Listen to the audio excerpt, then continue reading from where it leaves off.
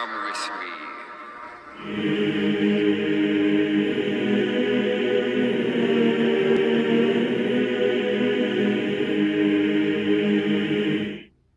Recently, I've been catching whiffs of a possible reboot for A Nightmare on Elm Street as a TV series by none other than Rob Zombie, to which I gracefully responded,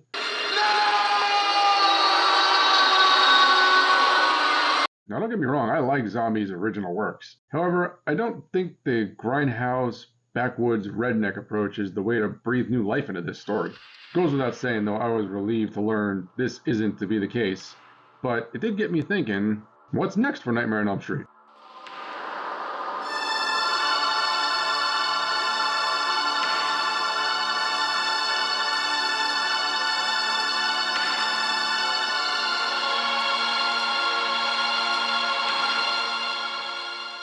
For the most loyal fan base, there's no point in hiding our heads in the sand and pretending there's nothing on the horizon.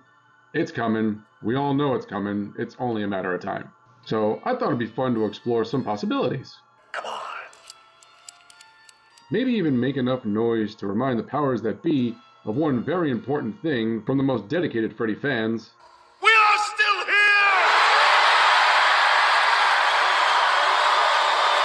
What's the prime time, bitch? Among the many things to consider, our first question up is, do we see this as a movie or a series?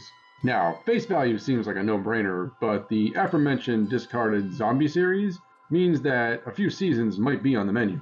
And to be perfectly honest, I'm open to such an interpretation.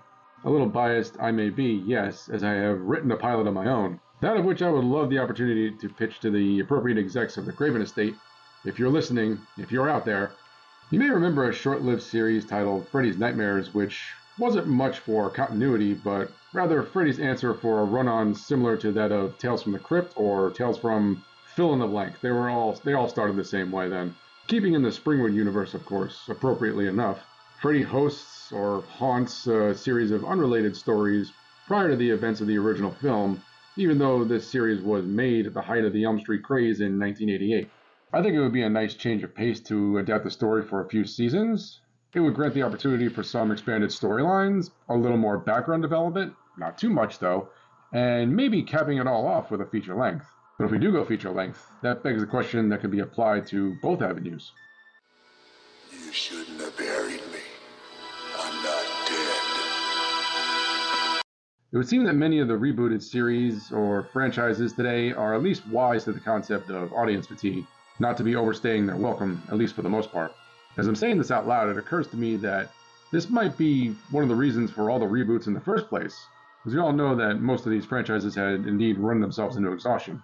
Some were able to save face with a clutch final entry, but they were few and far between. For the most part, we have all had that moment where we wish they would have just ended this 3 films ago. Why won't you die? There needs to be definitive lines in the sand and a nice rounded storyline with no loose ends. If not, then an honorable passing of the torch to keep the pace. For a series, I feel a neat 3 to 5 seasons seems fair. That's plenty of room for development, accounting for some story fluff, of course. A little more space to maneuver out if they happen to write themselves into a corner, which many series are guilty of doing, and that's okay. For a film, I think the same approach would be wise in keeping it to a collected trilogy. No more, no less. I think we can all agree we would have all been plenty comfortable if the Nightmare on Elm Street films ran from parts 1, 3, and 4. Not taking anything away from the rest as I give them all equal praise, but as far as lean storytelling, let us know down below which medium you'd like to see this in, film or TV. But then there's also the question of when should this take place? Final 10 seconds. 9, 8, 7, 6, 5. There's no denying that Freddy and Nancy are as iconic of rivals as Batman and the Joker or Peter Pan and Hook. Not only was it a near flawless telling the first go around, even bringing it out of the film world and into the meta telling with New Nightmare, but they've already taken another swing at the same exact story. I emphasize, the same exact story, and we all know how that turned out. While many factors played a role in the relatively poor reception of the 2010 film, one of my biggest gripes is the attempts at recreating iconic scenes and story points beat for beat. A tremendous lack of creativity with a not-so-subtle shift in Freddy's background, something we're not even going to say here, but you know what I'm getting at. Credit my buddy Randy for this idea, and I have to agree, why not bring the timeline to modern day? Decades after Nancy and Alice, perhaps now dealing with their relatives, not only do they have to learn about Freddy firsthand, but it raises a whole new set of motivations for both. Freddy's unfinished business as well as vengeance for Nancy and Alice's families.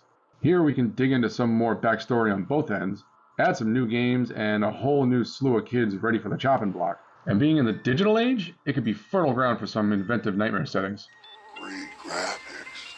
It's going to take a creative mind to pull this off, so who do we pick to helm this beast?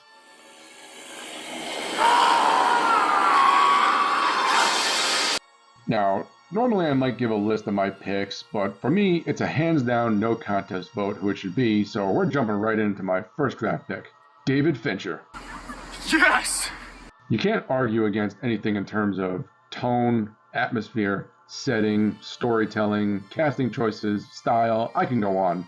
If you're looking for a dark, suspenseful, absolutely menacing take for a fresh Nightmare on Elm Street, look no further.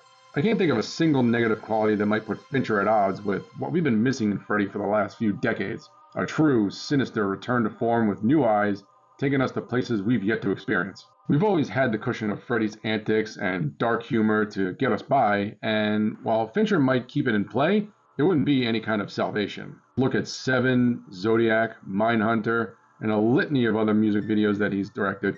The man not only has the right punch, but can complement either approach, be it film or TV.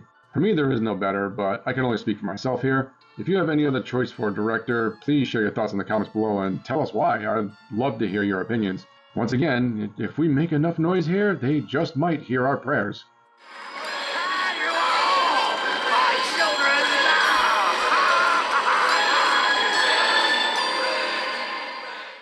Now you might have noticed I left out probably the most crucial element of this reprisal. Who shall fill the enormous shoes of the immortal Robert Englund?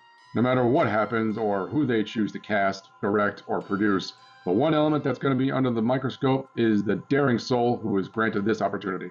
To that end, I've comprised my short list of draft picks, which I'll be presenting in a second part of this breakdown. So make sure you're hitting that subscribe button so you're notified when it drops, which will be very soon.